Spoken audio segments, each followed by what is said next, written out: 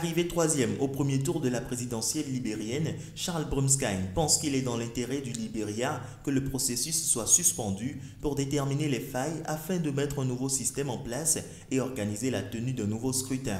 Se plaignant d'irrégularités dans le processus électoral, il demande que les membres de la Commission électorale nationale NEC soient remplacés. Nous comptons demander le remaniement de la Commission électorale nationale.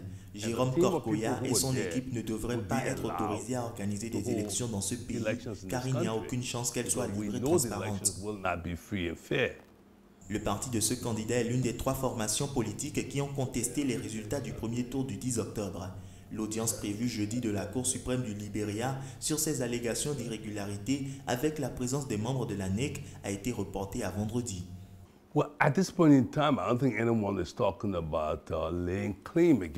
Jusqu'à présent, je ne pense pas que qui que ce soit envisage de déposer une réclamation contre la présidente, mais les circonstances montrent que la présidente ne peut échapper à sa part de responsabilité quant au processus imparfait, aux fraudes et aux irrégularités flagrantes. D'ailleurs, je suis convaincu que ces élections étaient perdues d'avance, bien avant le jour du vote.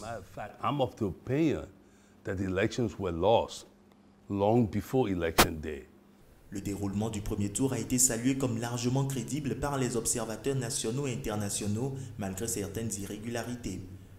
Georges Weah, 51 ans, était arrivé largement en tête du premier tour du 10 octobre avec 39% des voix, devant Joseph Boakai, 12 ans, qui avait obtenu 29,1% des suffrages.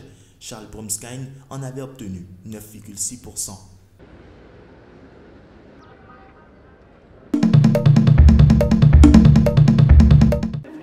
Oscar Pistorius écoperait-il d'une peine plus lourde? L'autorité nationale chargée des poursuites pénales en Afrique du Sud estime que la peine de 6 ans n'est pas appropriée pour un meurtre. Elle fait appel ce vendredi de la condamnation de l'ancien athlète paralympique en vue d'allonger sa sentence. Le meurtre est passible d'une peine minimale de 15 ans. La Cour lui a effectivement accordé 6 ans, dans la mesure où le tribunal a le pouvoir discrétionnaire de déroger à la peine minimale prescrite lorsqu'il y a des circonstances impérieuses.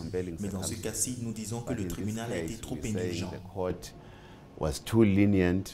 Depuis un an, Oscar Pistorius est incarcéré dans une prison adaptée à son handicap près de Pretoria. Le parquet sud-africain a saisi directement la Cour suprême d'appel le 16 septembre 2016 après avoir été débouté une première fois de sa demande d'appel contre la peine jugée scandaleusement clémente de Pistorius. La défense demandera, s'ils ont plaidé dans le passé en appel, que le juge de la Cour de première instance a exercé son pouvoir discrétionnaire de façon judicieuse et que par conséquent, les circonstances qu'il a prises en considération pour rendre cette sentence sont valides et que la sentence est appropriée. L'État fera valoir le contraire en affirmant qu'il est d'une indulgence choquante et que par conséquent, la Cour d'appel suprême doit imposer une peine plus sévère.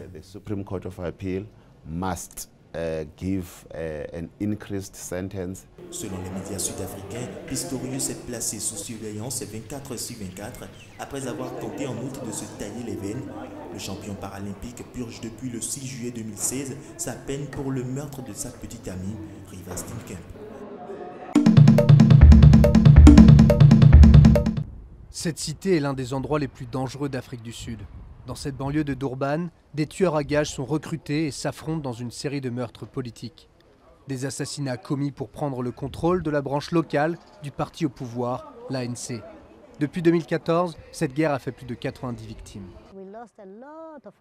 Nous avons perdu beaucoup d'amis ici. Vous pouvez voir les impacts de balles, les balles tirées sur nous. Il y a des gens qui sont des tueurs à gages ici. Ils sont recrutés par des hommes politiques. Des dizaines de milliers de personnes s'entassent dans ce complexe de 71 foyers dans des conditions sanitaires désastreuses. Il est facile d'y trouver des hommes de main prêts à tout pour quelques billets, sous l'œil complice de la police. Il y a eu tellement de plaintes pour corruption, complicité de la police locale avec les criminels. Certains individus au sein de la police ont été accusés, mais il n'y a pas eu de vraie enquête. Donc les tueurs à gages ont pensé qu'ils pouvaient juste continuer sans être inquiétés. Divisé entre Cyril Ramaphosa, le vice-président actuel, et l'ancienne épouse du président Zuma, Nkosazana Dlamini Zuma, originaire de la région, L'ANC élit son nouveau leader en décembre. Pas une semaine ne passe sans qu'un ou plusieurs délégués de l'ANC ne tombent sous les balles d'un tueur. Nous ne pouvons pas continuer comme ça.